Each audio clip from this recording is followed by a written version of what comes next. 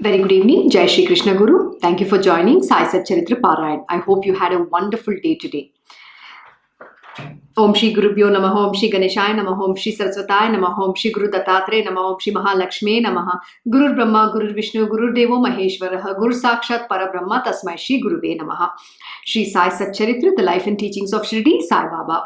Let us continue from where we stopped. We stopped in chapter 23, Leelas of the Guru and his devotees. My obeisance to Shri Ganesh, to Shri Saraswati and Shri Guru Maharaj, to the family deity, to Shri Sita Ramachandra. My most humble obeisance, I bow in reverence to the most venerable Guru, Shri Sai Nath. We'll continue from verse 172. So we stopped yesterday the story where Kaka was told to, slaughter the goat and he-goat, and then suddenly Baba says stop. And after that, we need to continue what is going to be Kaka's response. So let us continue verse 172. In obeying the Guru's command lies the true discipleship of a disciple. This alone is our adornment, while disobedience to it in any sense is a stain or a blot. It may bring us pleasure or pain. Our sights are not set on the consequence. What is in our destiny will happen. We leave it to God. As for us, we know only one thing: to remember your name all the time, to store up your divine form is in the eyes, and to be bound to your word by day and by night. Violence or non-violence, we do not know, for the Sadguru's holy feet are our savior. We never think of questioning the Guru's command. Our duty lies in obeying it. Even when the Guru's command is clear, the disciple who questions the propriety or impropriety, the good or bad of it, has, according to me, fallen from the duty. Disobedience to the Guru's command is in itself the fall from grace of a creature. Obedience to his command is the most vital part of conformation to the Shastras. The mind must always be concentrated at the Guru's feet, no matter if life then remains or departs. Guru's command is to us the only standard of truth. The final effect, the ultimate end, he alone knows. Our gain or our peril, we know not, nor do we know our own benefit or that of others. We only know to carry out the Guru's work, and to us, that alone is our spiritual upliftment. Before Guru's word, rules and regulations, prohibitions and taboos are of no avail. The attention of the disciple must be focused on the duty appointed to him by the Guru. The burden of his difficulties rests on the Guru's head. We are slaves to your command and will not question what is proper and what is not. We will give our life, if need be, but will obey the Guru's word. The heart that is naturally compassionate turns to stone, and Brahmins are ready to do what even the Muslims do not dare. Wow. This is quite intense, and it's a most important and a profound lesson that we all need to understand. Obeying the command of your Guru, the word of your Guru, is the gospel truth. I don't know how many scriptures, whether it is Srimad Bhagavatam, Bhagavad Gita, Guru Charitra, Sai Baba's Poti that we are reading just now, Ramakrishna Paramahamsa's Gospel of Ramakrishna Paramahamsa, Guru Gita, you name it. Every scripture talks the significance and importance of Guru. Even Guru Granth Sahib Ji. They actually, the Sikh is, in the Sikh community, they worship the book, which is the Guru Granth Sahib Ji, which is nothing but all the teachings of the great masters. It's a compilation of all the teaching of different masters. And that is gospel truth. And they say Guru Nam, name of the Guru, the divine Lord Almighty. And in that it is mentioned, every word that is coming from the mouth of the Guru is the gospel truth itself. That is truth alone. And they worship that Guru Granth Sahib Ji as the Lord Almighty, himself. Such is the profound and great importance and significance of who this great master is. But please know that it is not so easy to follow a Guru's command.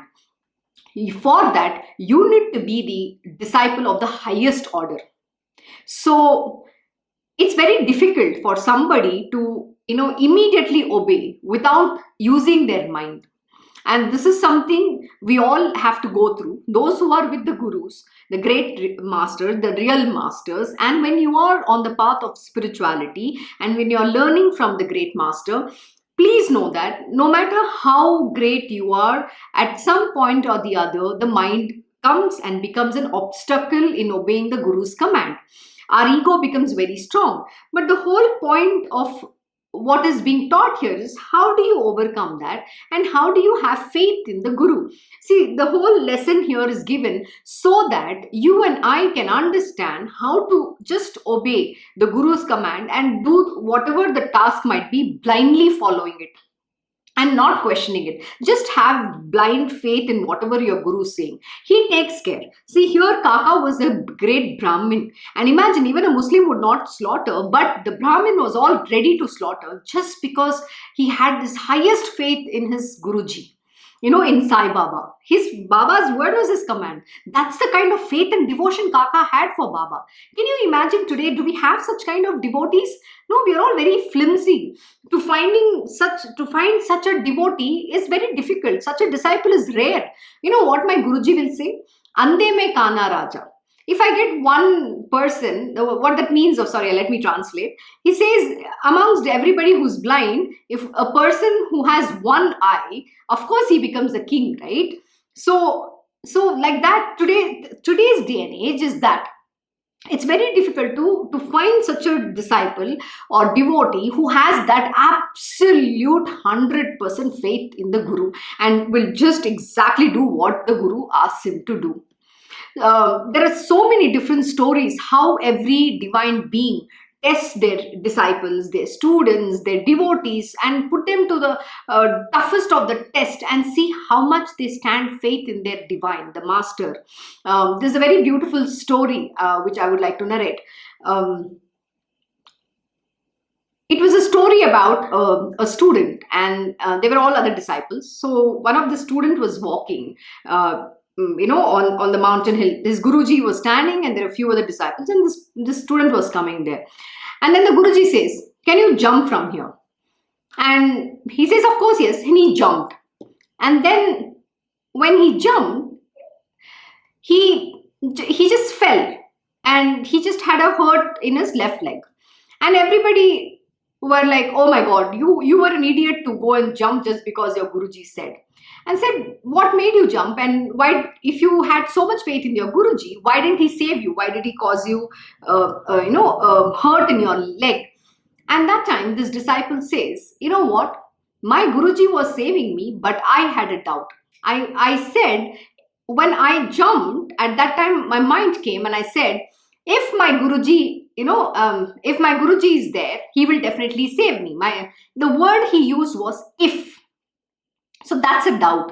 Of course, his Guruji was holding him. He literally saved him. But that little fall was a must because the word if came into existence. So the doubt, that little doubt is what made him fall and get that hurt. So he said, had I not said the word if, my Guruji, I would have just floated right there. But the word was if. Similarly, there's a very beautiful story in Ramayana. There was this saint, and he was talking to Vibhishan, and he said, how is that Sri Ram or Hanu, all of them are walking on that water? How do you do that? So Vibhishan says, I'll give you a secret mantra. This is something which Lord Sri Ram has given me. You can just keep that and have that faith, and you will be able to cross the sea. You'll be able to walk on that on the water. You will be able to do that. So Vibhishan takes a leaf, and in that he writes Sri Ram. That's it. And then he says, don't ever open this. he rolls it and he ties, ties that with a small thread, and he hands it over to him and says, don't ever open this, but just have that faith and you will be able to cross over this ocean. And then this sage or this yogi is walking on that, on that ocean, on the water he's walking, and suddenly he says, what is there in this that I'm able to walk? What is the secret that is there? And then he opens to see that. He says, Shri Ram, Jai Shri Ram. Just this, the moment he said that, he sank right inside. That is the doubt. The faith is just a fine line. It's a very thin line between you becoming the divine and falling down. And that's exactly what it is. So one doubt, if it assails your mind, you can never ever evolve on the path of spirituality itself. Like my Guruji will say, you might have 99.9999% of faith within your heart, but the 0.1% also, that is like a potassium cyanide, which is added in the bottle, in the bottle of Ganga water. The entire bottle will become a poison. Similar is this. That 0.001% of also doubt you cannot have. And the moment you have this doubt, you are never going to be able to succeed ever. I think in one of my satsangs, I did give this very beautiful explanation, a beautiful incident that which happened with my Guruji traveling to Peru. How he had to go to the airport 3 times, and finally on the third time, then he was able to fly. And at the time, my Guruji was talking to me, and I said, he asked me, I don't think I'll be able to go. He gave all the negatives, And I said, there is no power on this universe that will ever stop you, I said, I will see to that, you will be in Peru. The conviction was this. The faith in my Guruji was this. And trust me, 3 times, no matter what, how much we had to call different airlines, the efforts we put, we fought all bureaucracies. There's so many things that went on, but that faith in him, he wanted to know how much we put our efforts, how much we fight, but the faith is that he will reach Peru, he will go. That was the conviction, because there's no power who can stop him. He's the master of this universe, and how can anybody stop over a stupid transit visa issue?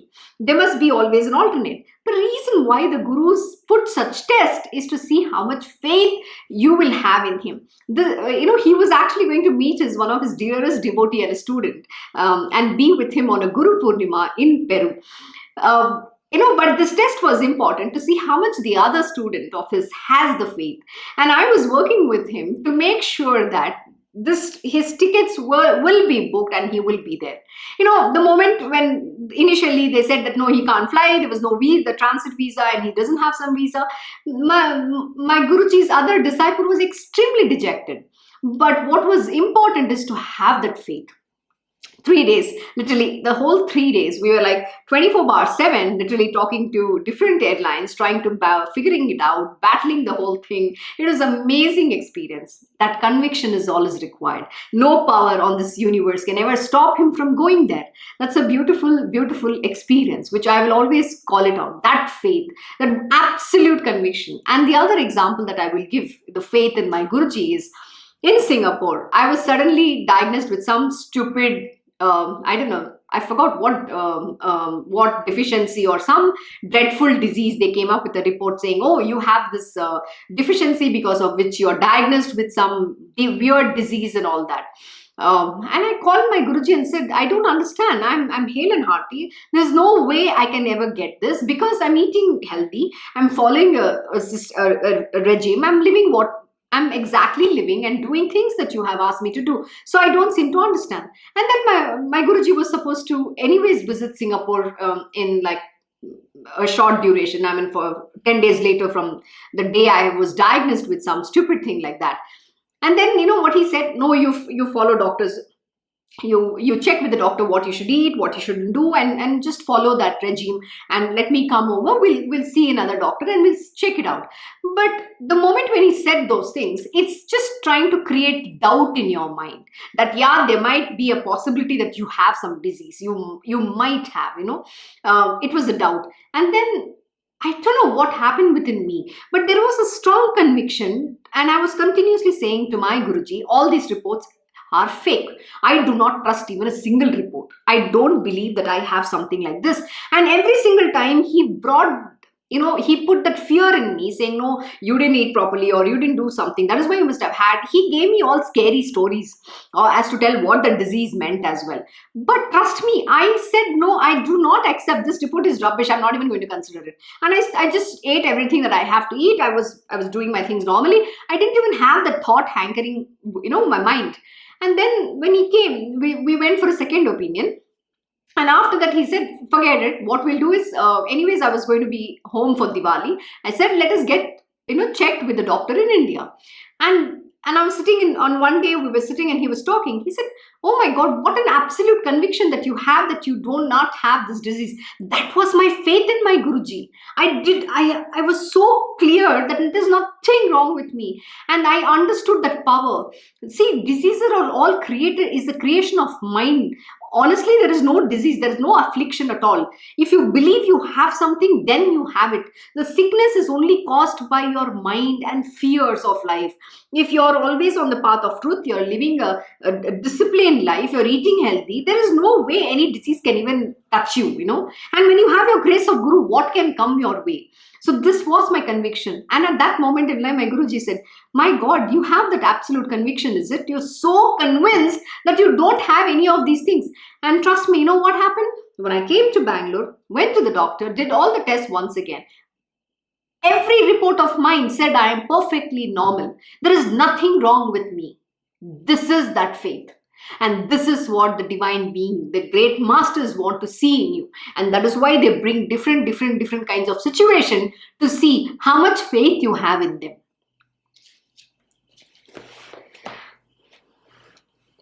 Listeners may find this hard to believe, but this is the mystery that belongs to the Sadguru. Be a slave to Guru's words once and you will unravel this mystery instantly. Once the devotee seeks refuge at his feet with utmost faith and beseeches his protection, from then onwards the Guru takes over his burden. He need make no effort whatsoever. Once he surrenders totally to the Guru, there remains no fear for him. For Guru alone will give him self-confidence and take him across safely. How sweet, absolutely. That conviction that faith was my Guru's grace. Absolute faith. So surrender is all you need to have. And let me tell you, surrender doesn't happen at once. It happens over a period of time. But that also happens when you continuously go through the purification process, the purification of your mind, your heart, and then the surrender is complete. But that purification means it is not 99.99%. It has to be absolute 100% pure. Disciples are of three types: the best, the mediocre, and the inferior, or low in their attitude of mind. I shall briefly explain each of these three. Absolutely. This is based on the three gunas, sattva, rajas, and tamas. Let us understand what is the mediocre, a low, and the best disciple. Knowing the Guru's wish without his having to tell and to begin obeying it as soon as it is understood, without waiting for his actual command, know him to be the best among the disciples. Absolutely. The day when you do things, even before your Guru has uttered those words from his mouth, that is when you will be the highest of the disciple, which means you anticipate whatever that is required or to be done, you will be able to perform. Which means what? You have attained that oneness with your Guruji. Such should be your devotion, which means you have become that universal mind. You're merged with him, and then whatever the thought process is the divine thought alone. So you will be able to be proactive. You will anticipate and do everything. You will not wait for the Guru to give you instructions. This is the highest form of a disciple. To obey to the very letter the command when the Guru gives it, and to carry it out without any delay. Know him to be the mediocre among the disciples. The second type is the one, the moment your Guru says, and then you will go and exactly execute to the T. But that is a mediocre. Why? Because your Guru is telling you what to be done. Anticipating and doing is the highest. And when your Guru says, do this, and then you are doing, that is mediocre. The next one is, Guru goes on repeating his command and the disciple goes on deferring its execution, thus blundering at every step. Know him to be the inferior or low among the disciples. So who is a low disciple? One who keeps deferring in its execution and is procrastinating and saying, I can't do it now, I will do it later, or I'll do it whenever I feel it. That is, and he keeps causing a blunder at every step of his execution. Know him to be of the inferior or low among the disciples in the ranks. So I hope you will understand where you stand when you will be your own judge. So please remember that you have to always anticipate and do things. You have to attain that oneness with your guru. When you are in that absolute oneness, always meditating upon him, you're thinking everything that he's telling you, then you will be able to do everything even before the words has been uttered from the guru's mouth. Such should be your goal to achieve. When the mind does not have renunciation in the highest degree and there is no discrimination between permanent and the transient, how can such a one enjoy the Guru's grace even if he were to spend a whole lifetime seeking it? Absolutely. So most important is what? You need to be able to have renunciation to the highest degree. What does renunciation mean? Renunciation doesn't mean that, oh, I give up, I give up something, or I'm not going to buy clothes, or I will take a vow that I'm going to fast. No, renunciation is a very beautiful and a very profound word. It means you have renunciated mentally and physically of all your desires.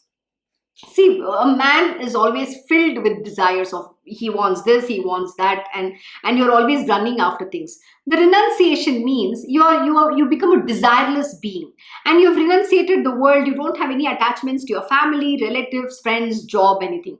You will become the tool of the divine master, and then whatever he blesses you with, you will do every job absolutely with utmost sincerity, because work is worship. When we say every duty has to be performed with full devotion and dedication to it. Why? Because that job has been ordained by your divine master, and he's given you the task, so you will have to do that. It's not you who's running after it.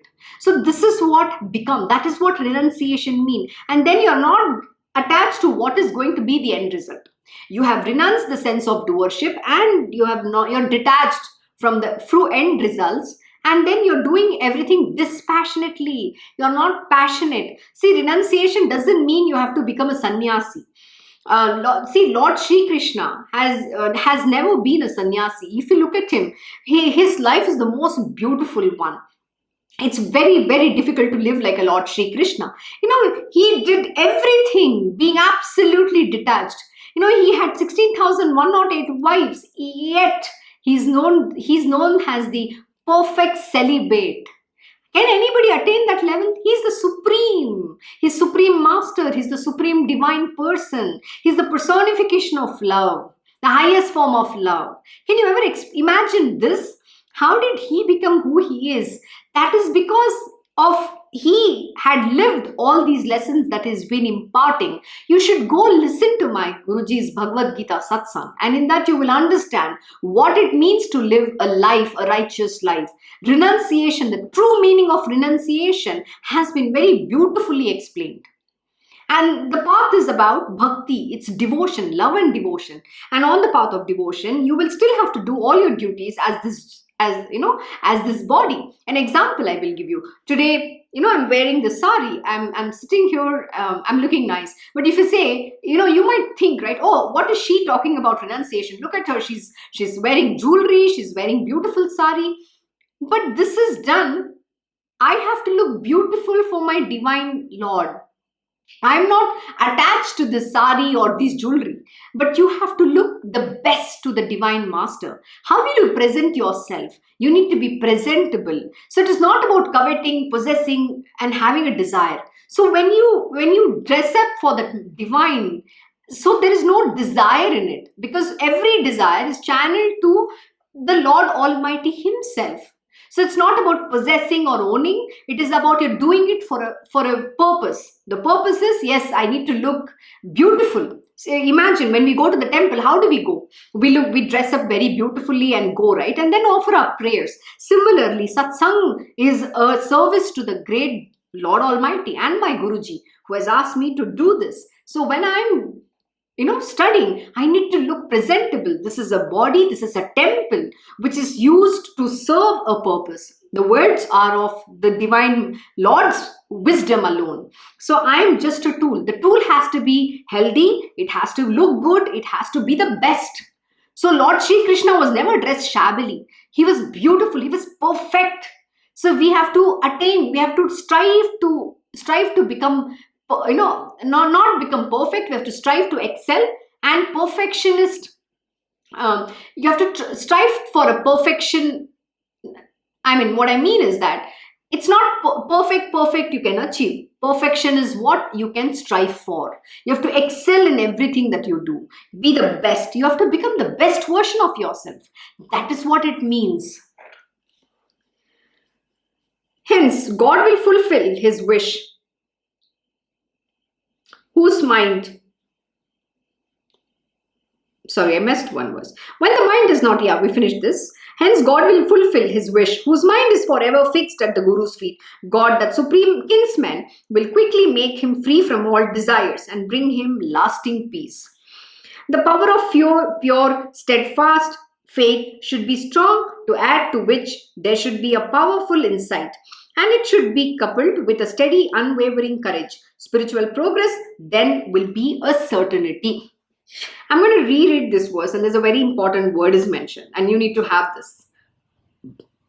The power of pure, steadfast faith should be strong, to add to which there should be a powerful insight, and it should be coupled with a steady, unwavering courage. Oh my God, the word here is courage. I think, in all of the things, there were different words were mentioned. We read about forbearance, we read about being fearless, but the most important word, courage. Why do you need courage? See, it's very important. You should actually again listen to my Guruji Satsang in Bhagavad Gita, and in that, Lord Shri Krishna has mentioned different qualities of what it is to being, the path of Sattva. How do you be that one who can attain the divine Lord Almighty? And so, in that is mentioned forbearance, fortitude, courage, fearlessness. Why do you need courage? See, when you're on the path of dharma, there are going to be a lot of obstacles, but you need to have that courage to stand up and fight.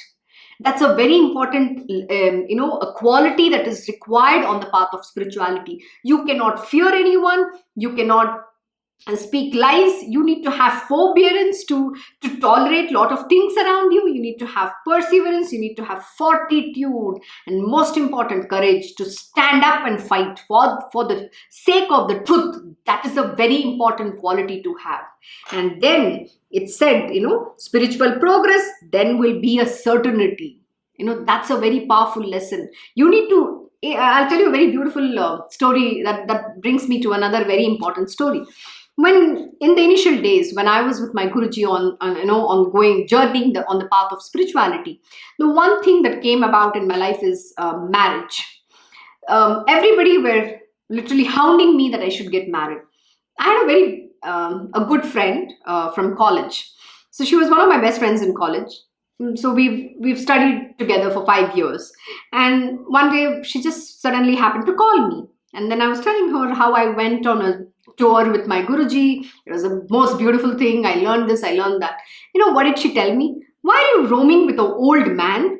You need to be getting married and traveling with your husband. What the hell are you doing with the old man? I said, don't you dare talk to me about my Guruji like that. Who the hell you think you are to speak something like that? He's the Lord Almighty. I'm journeying with him to evolve on the path of spiritual. I'm journeying with him to learn life, to understand the truth. I've just been the cocoon person. I don't know the world. Here I have some great master who's teaching me all of this. What are you talking about? She said, and half an hour she gave me a lecture and a peace of mind. At that time, I literally fought with her. And after that, I stopped speaking to her because she was saying something bad about my Guruji, and I do not appreciate or accept anybody saying one word against my Guruji, because he's the greatest thing that's ever happened to me. He's the blessing that I have really got from the God Almighty himself. He's the manifestation of Lord Shri Krishna himself. And how dare somebody speak like that just because he's appearing as a fragile old man? Of course not. That is his Maya. He's the ever powerful. Nobody can know him. To know him, you need to have that kind of faith, the faith which is mentioned here. That is my Guruji. And then after that, I stopped speaking to her. I'm like, I said, I do not want to get married, because in my faith is that I'm married Lord Shri Krishna. Why do I need to marry any mortal human beings? And today, all these same people who spoke to me about my Guruji and myself are coming back and telling me, you know what, your decision of not getting married is the best thing that you have ever done in life. Why? Because they are miserable in their material world. See, marriage is, it's like a contract, They think they love somebody. That love is very flimsy. It's a short-lived, because it's material worldly love. It's based on transactions. But the love for the divine is always ever growing. It grows by the day, by the minute, and it is always growing. There is no limit to it. It is Hathanga Sagar. It is limitless. Such is the form of prema, to love Shri Krishna. Oh my God, it's the most beautiful thing. Can you ever describe what kind of love is this? No. You can only cry. You don't know why you are crying. You're missing something. There's a deep tearing inside of your heart.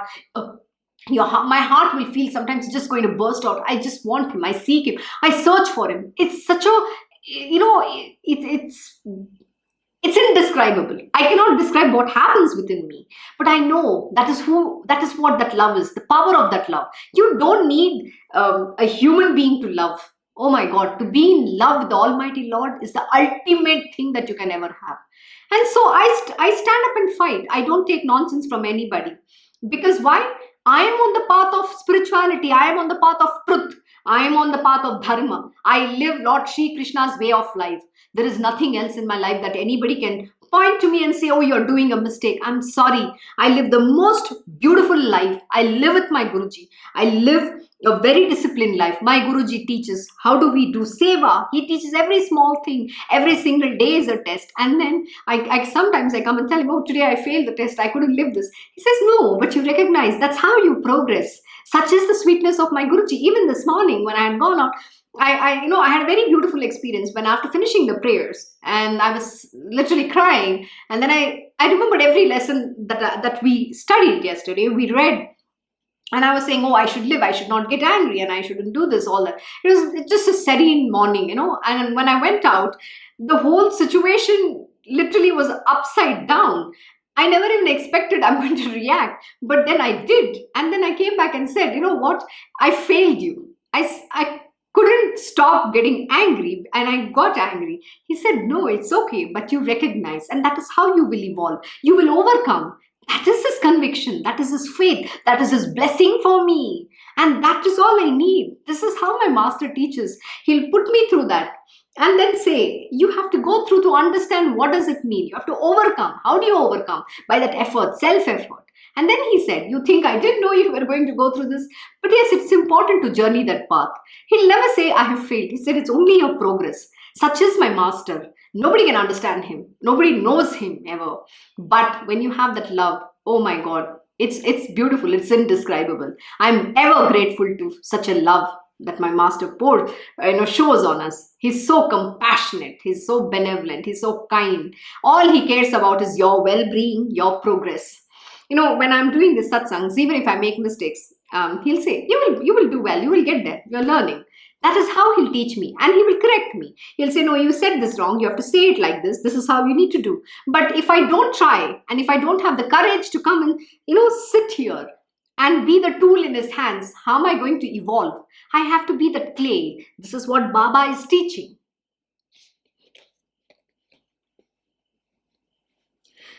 The power of pure, steadfast faith should be strong. To add to which, there should be a powerful insight, and it should be coupled with a steady, unwavering courage. Spiritual progress then will be a certainty. Controlling the breath is not needed here. The practices of pranayama, hatha yoga, samadhi, and return to normal physical consciousness from it. These for us are difficult means. When the disciple is well trained and ready, it does not take him long to receive the fruit from the Sadguru. For the Guru is always eager and ready to initiate. Only the true devotees will experience the vision of the manifest divine form. Please remember the words, only the true devotees will experience the vision of the manifest divine form. Devotion arises in the heart of those who are loving and trusting. To others, it is a hearsay.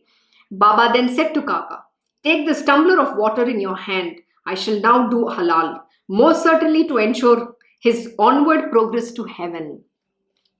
As it was, the he-goat was nearing his end. Fakir Baba had a timely thought. There was a takiya nearby. So he consulted Baba whether the goat should be killed at that takiya. On getting his consent, when the goat was moved from that spot under this pretext, he died a natural death. The death of that goat was inevitable, and all of them knew it. But making use of this opportunity, Baba showed his Leela. Those who surrendered to the Sadguru became one with him. When salt goes into the sea to bathe, does it ever come back? Absolutely. You merge, you become one with that. Jivatma experiences the joys and sorrows of worldly life, while it is God who gives him these experiences. But it is Sadguru alone who gives him moksha. He is the repository of the oneness of all souls. When the Guru is moved by compassion, he will bestow the divine vision which contains the entire creation at one and the same time. Hemad has surrendered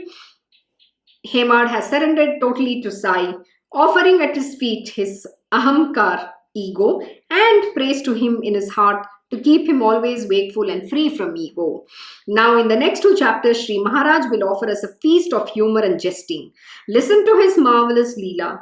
It may appear as entering humor and jesting, but it is most instructive. The faithful devotee who studies it carefully will enjoy great happiness. So let me continue. We have 25 more minutes, so let me begin the next chapter. I hope you understood the most important lesson. To become the highest form of the devotee, you need to have that kind of faith and you need to be obeying your Guru's command. So do not forget this and know that the good master's way of working is beautiful. He already knows that the goat is going to die, okay? But he used that opportunity to teach everybody a beautiful lesson. And that is what is very important. So these are called Leelas, the play of the divine.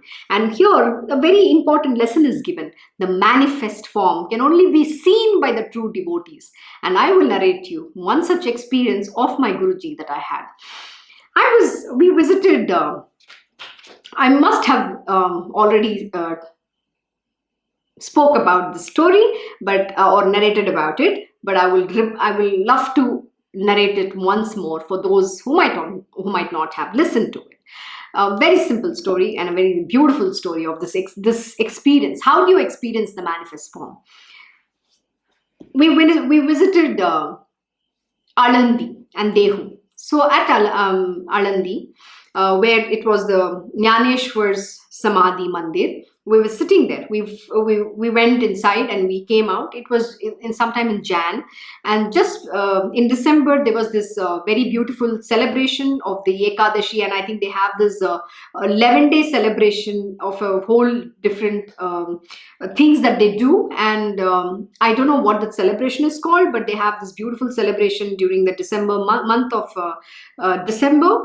And when we went there, I think every single day they bring that chadar, they'll put it on the samadhi. Chadar is those beautiful silk drapes which is draped on the samadhi, of Lord Jnaneshwar, and then they'll do a lot of bhajans, kirtans, there's processions, there's so many different things they do.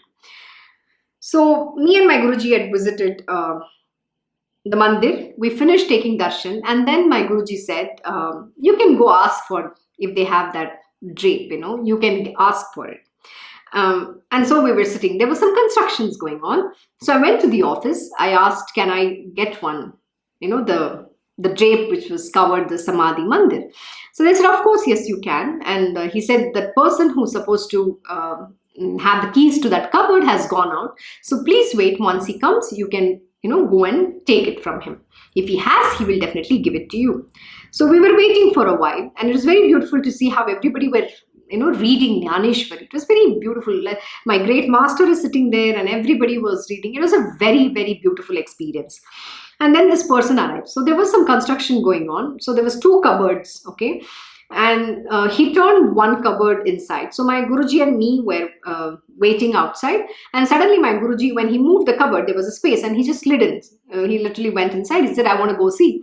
And this person was trying to search for that drape, the cloth, the silk garment, the cloth. So he was looking for it, and then I was waiting outside. I was waiting for a long time, and then I said, what happened? My Guruji has not come yet. So I tried to peep like this within that little space that was between two cupboards. There was some space there. I tried to peep through that, and you know what I saw? I saw the Mahavishnu form, my Guruji, in my Guruji. That was like, to me, my jaws dropped. I was in tears. I couldn't speak for that moment. So this is what you will experience. As is your faith, so are your experience. And they, on their own, it is, I least expected. There was nothing that I was looking for. All I just want to know, how long is it taking? What are they doing inside? And what is my Guruji doing inside? That's all. But that was the most beautiful darshan I ever got. Even today, that form is still in my heart, embedded. I will always be very grateful to such beautiful experiences. So it is that only the real master, the real Lord Almighty can give you these experiences. And please do not forget, only the true devotees will experience the vision of the manifest divine form. And you can see anything that you aspire to see in these great masters. That is who they are. Sachidanand, truth, knowledge and bliss. So let us begin the next chapter. Chapter 24, Baba's Splendid Sense of Humor. As promised at the end of the last chapter, I will now narrate how Guru Sainath, the cloud of compassion, gave instruction even through jesting and humor. Of course, to say that I will narrate is only my ego, while one should always be free from ego at the Guru's feet. Only then will the narration have the power to move the hearts of the listeners. But now listen respectfully to the tale. The sadhus, the revered and the great, are always pure and sinless. They are pure and faultless as the clear cloudless sky. Singing praises of Sai Maharaj is the means of achieving both material and spiritual welfare. It helps concentrate on the true self, thereby bringing an inner contentment. He who is desirous of achieving his spiritual welfare should listen to the story with reverence. He will enjoy bliss without an effort and experience fulfillment in life. Those who listen to it will enjoy an inner peace. Their baseless fear of worldly life will be dispelled. They will enjoy lasting bliss, and emancipation will come to them readily. With his intuitive powers, Sai Samarth knows full well the thoughts and feelings of his devotees. He will fulfill his responsibility towards them and redeem his promise. Sai Samarth himself stimulates the mind, and it is he who makes me utter his words. I shall narrate his message in its essence, which is the means of attaining material and spiritual power to the best of my ability. People are not blind, nor do they suffer from night blindness. Eyes they certainly have, but still they are blind, for they identify themselves with the body and do not understand their own good. Moreover, this body is such that its existence cannot be taken for granted even for a moment. Hence, I spread my palms before you to entreat your earnestly, to savor of the sweetness of the tale for a moment. Everyone likes joking and jesting, but most extraordinary was Baba's way of using such jesting and humor to impress upon the minds of the devotees the very essence of his teachings, which was always beneficial to all. Absolutely. You know what? I can only relate to my Guruji. His sense of humor is, oh my God, commendable. You can't even fathom. He's so quick and witty. He's always joking, jesting, but full of humor. And in all that humor, there is profound lessons. And sometimes I just cannot even imagine what all things he can joke, It's quite powerful, and I love it. And today, at this moment in time, I'm unable to recollect any of those, pearls of wisdom that he very jestingly narrates to us, rattles off like that. But I will make a note of it, and I will promise to all my listeners, the disciples and devotees, to share some of his most intellectual, humorous jestings and jokes that he cracks, which has profound truth. Nobody takes a joke seriously, but take but they took fondly to Baba's jesting, and in fact, waited eagerly for their own turn to come. Usually, people do not like a joke at their cost, but they liked Baba's jokes immensely, and especially if it was accompanied by acting and emphatic gestures. The joke achieved its purpose instantaneously. His jokes always had a natural ease and novelty about them, their spirit heightened by the smiling countenance, the play of the eyes, their charm was simply indescribable. I shall now narrate an experience, a story at once instructive and novel. Listen to those glorious words through which flowed spiritual instruction, couched in light-hearted jesting. At Shirdi, there is a big weekly bazaar. Each Sunday, pitching tents in the open, buying and selling operations are in full swing. There, on the road itself, falls heaps of vegetables and greens. Numerous traders in oil and beetle leaves, areca nuts, tobacco, etc. sit across the roads. One such Sunday, I was with Baba in the afternoon, pressing his feet, when a very strange thing happened. Baba's darbar in the afternoon was always crowded to add to it, which it was a Sunday and the market day. People had flocked to the mosque in large numbers. I sat on Baba's right, facing him and bending my neck, was pressing his feet, chanting the Naam to myself ceaselessly. Madhora was to Baba's left, Maman Rao to his right, while Srimant Gopal Rao Butti sat there too, waiting his turn to serve. And so was Kaka sitting there. Suddenly Madhora laughed. What, Anna Sahib? What are these grains that seem to have stuck here? So saying, Madhurao touched the folds of my coat with his finger, and lo, there were the grains stuck therein. As I stretched out my left elbow to see what it was, some grains of parched gram were seen rolling down, and I saw those around picking them up. When they were carefully picked up and gathered together, they came up to about 25 grains. That then became the cause for teasing and joking. But how did such a thing happen? Guess, followed upon guess. Each one was absorbed in his own thought.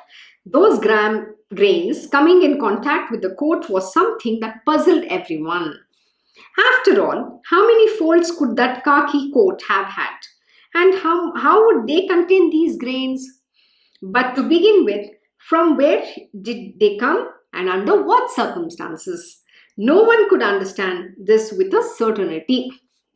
While pressing his feet, with my mind engrossed in chanting the Naam, how did this tale of the gram suddenly crop up in the middle of it? Moreover, since so much time had passed while I was serving Baba, pressing his feet, how is that they did not roll down all this while? That they should have remained stuck there all this time was something that made everybody wonder. Everybody was thus quite puzzled as to where the grams came from and how the grams settled in the folds of the coat. Listen to what Baba then said. Strange and varied are the different ways of instruction of different people. However, Baba instructed each according to his capacity. Maharaj's ways were most unusual, and his manner of instructing was interesting enough to remain in the memory. I have no experience of having seen or heard anything like this anywhere else. He said, this one here has a bad habit and is fond of eating all things, all by himself. Today, taking advantage of its being a market day, he has come here cramming grams into his mouth without a care in the world. How sweet, how Baba talks so beautifully. It is not good to eat things all by oneself. But I know his habit, and these gram grains are themselves a proof of it. It is not surprising at all. I then replied, to eat without giving it to others, I have never known. Where then is the question of such a bad habit? It will not stick, try as others may. Baba, to this moment, I have never seen the Shirdi market, and only if I go there can I buy the gram, and thereafter the matter of eating it. Those who have such fondness for eating alone may have it. I, for one, do not have this bad habit. Without giving at least a little of it to others, I never put anything in my mouth. But then just see Baba's ingenuity, how he confirms the faith of the devotee in himself. On hearing my candid words, listen carefully to what he said. To him you will give who is nearby, but if not, what can you also do? And what can I do about it either? Do you remember me? And I am not near you, but do you offer me even a morsel? The gram grains were just an excuse to impress the principle firmly on our minds. Great blame, great blame attaches to that food which is taken to nourish your own body, deceiving the gods and goddesses of the sense organs, as also the Panchagni, the Panchapranas, the Vaishwadev, to the exclusion of even the unexpected guest who arrives at the meal time.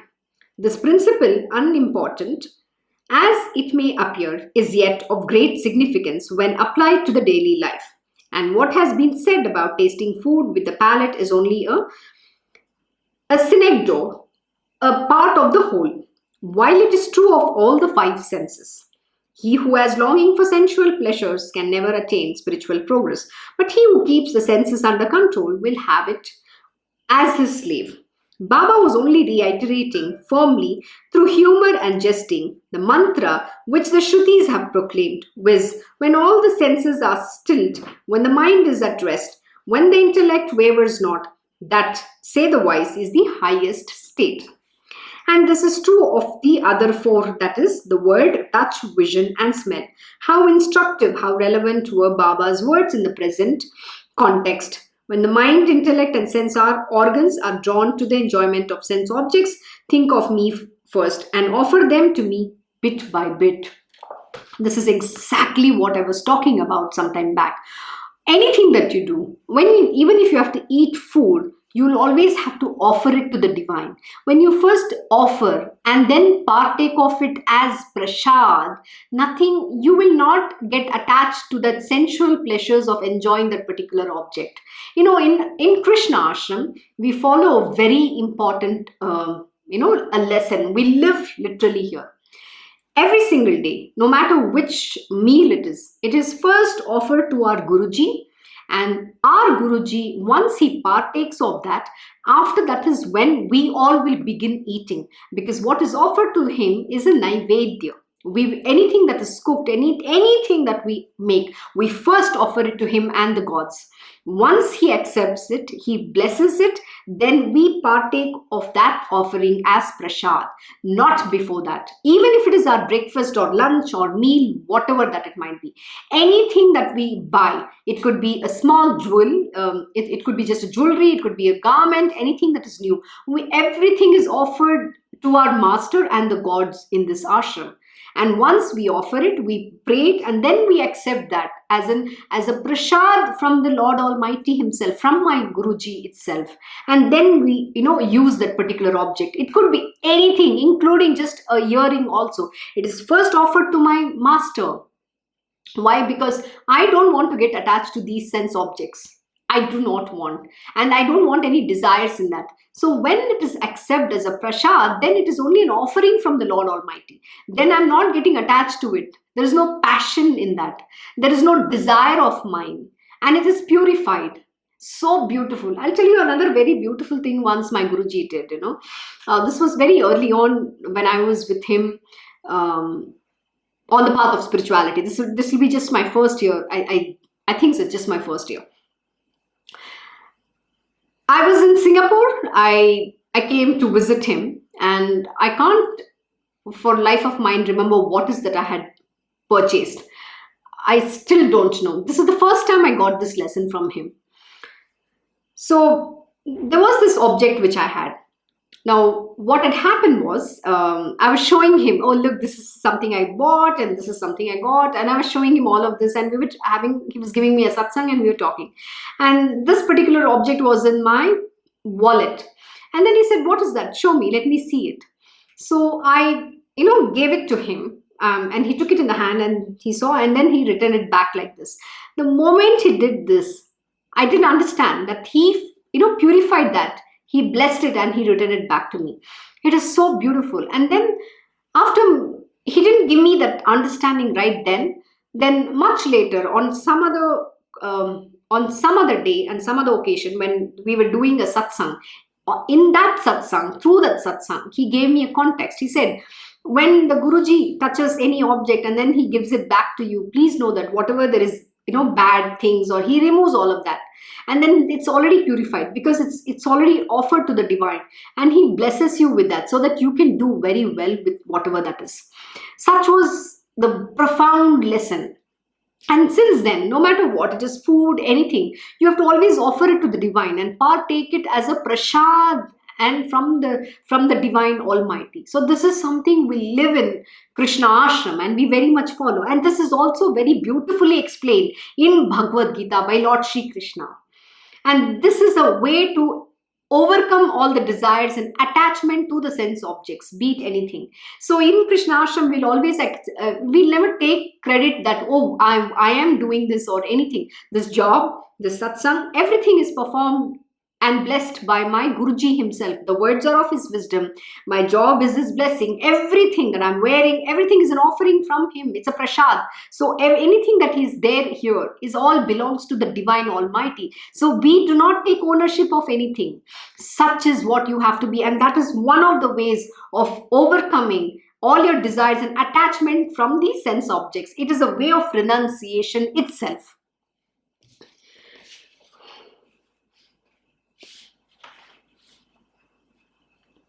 Yes, that the senses will remain without being attracted to the sense objects is never possible so long as this world lasts. But if they are offered at the Guru's feet, the attachment to them will naturally weaken. So there's no attachment to it. Why? Because it is the Guruji who has blessed all of this. The Guruji owns this entire universe. Everything belongs to the Guruji. What do I own? I own nothing. Not even this body belongs to me. So what can I possess? I can't possess anything. I am but an humble servant at the feet of the divine master.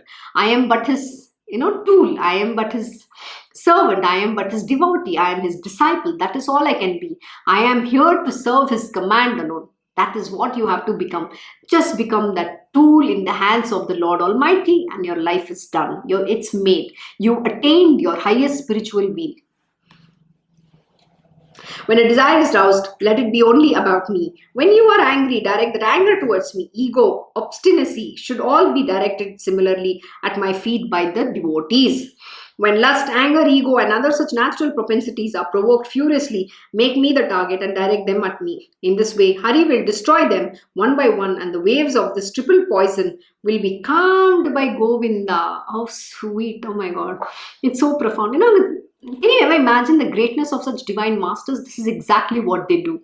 But the most important is you have to put your self-effort. Please put your self-effort. And don't let any of these propensities destroy that spiritual wheel that you want to attain.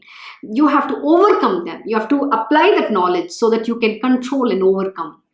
It was very beautifully said. Yeah, direct all that to me. But you know what? They will have to bear that. So don't give them the trouble. Make an effort to overcome. And their grace is always there. Their blessing will make you overcome all of that.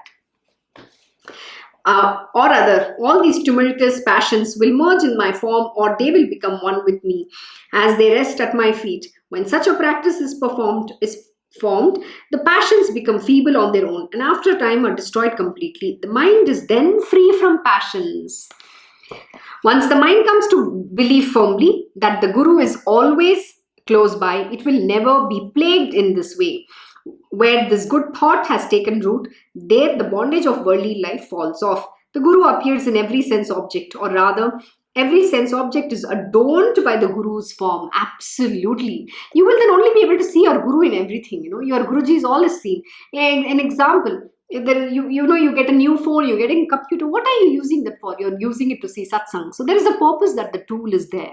So you're not attached, oh, this is my computer or anything, right? Or you're editing using that computer to do the Guru's job. Then that object, you're not even the owner of that object. It's there. So you're using it. So you're not attached to that. Everything is serving its purpose, the God's purpose alone. And you can see only your Guruji in everything. You can only see the divine in everything. There is nothing else besides that. That is the state you have to be able to attain. And Radha Rani, the reason why she is called the highest devotee of Lord Shri Krishna is because she was only able to see Krishna in everything. The entire Vrindavan had turned into Krishna himself. And that is the truth. And Radha Rani herself is none other than Krishna himself, Krishna, splits himself as Krishna and Radha, so that he as Radha, as a feminine aspect, as a feminine form, wanting to understand what it means to love Lord Shri Krishna. That is so beautiful, because he doesn't know. Everybody says, I love you, I love you. He wanted to experience what is that love they are talking about, but he cannot still find out what that love is. And that is why he keeps staying many forms after forms after forms to understand what this true love is. That love is unconditional, and he's still searching that. So you have to become that Radha to give him that unconditional love. So he finds you. So you become that Radha. Radha is every devotee. So that's only a narration. It is Krishna himself, Lord Shri Krishna himself. There is none other than him alone. So, go after that love. You will attain your highest spiritual will. What more do you need for taking this human birth? That is the ultimate goal of this, human body. So serve that purpose. Attain that. That is what has to be your goal.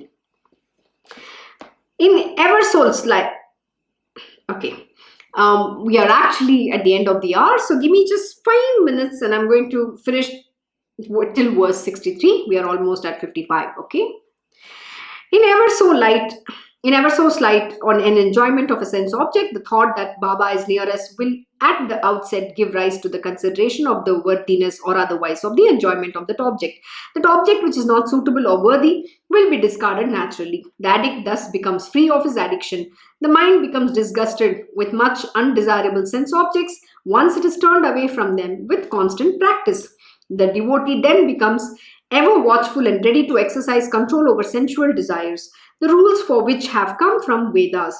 He then begins to enjoy the sense objects according to these rules and does not behave wantonly. Once the mind is habituated in this manner, the sense desires weaken. Instead, there arises a love for Guru Bhajan, and from thence sprouts pure knowledge. As this pure knowledge begins to grow, the bondage of bodily awareness snaps. The same intellect now dives deep into the consciousness that I am Brahman. It is then that infinite happiness is experienced. Though the body is transient, it is the only means of achieving the highest goal of human existence, which is higher than moksha itself, because it leads to bhakti yoga. Absolutely. All we are reading, and the thing that I'm teaching here is that bhakti, that is all you need to attain. Bhakti yoga, which is what Lord Shri Krishna also teaches, that the highest thing that you can ever have in spiritual wheel is to attain love and devotion to the divine alone. So we are the proponents of Bhakti Marg. Higher than the four Purushartha, the ultimate goal of human life is this fifth one. Nothing is as great as this, for Bhakti Yoga is unique. He who has experienced fulfillment in life by serving the Guru will understand this truth adequately, that his own good lies in attaining bhakti, knowledge and renunciation. Only such a one will achieve spiritual progress. He who sees the difference between Guru and God has failed to find that God, though he has read the whole Bhagavat. Absolutely. If you find a difference that the God is somebody and the Guru is somebody, then you have completely failed on the path of spiritual. Please note that Guru Sakshat Parabrahma, that Guru is the God Almighty. So never treat your Guru anything less than the God. Lord Shri Krishna also has said in every scripture that he has imparted this knowledge, that I am the very self of the Guru himself. The Guru is none other than me alone. So when those disciples, devotees who surrender with absolute faith unto the lotus feet of the Guru, I become his servant. I am devoted and I serve. I touch the feet of such disciples and devotees. With this, we will stop here. We will continue on Monday from verse 64. I hope you enjoyed today's lesson and wishing you a very happy weekend. Thank you once again for joining Sai Satcharita Parayan. Om Shri Mahaganapate Namaha. Om Shri Gurudev Datta. Om Shri Sachidananda Sadguru Sainath Maharaj Ki Jai. Om Namo Bhagavate Vasudevaya. Digambara Digambara Shri Pad Vallabha Digambara. Om Shri Krishna Gurunathanatha Shri Guruve Namaha. Om Devi Durgaya Namaha. Om Shri Krishna Arpanam Namastu. Krishnam Vande Jagat Guru.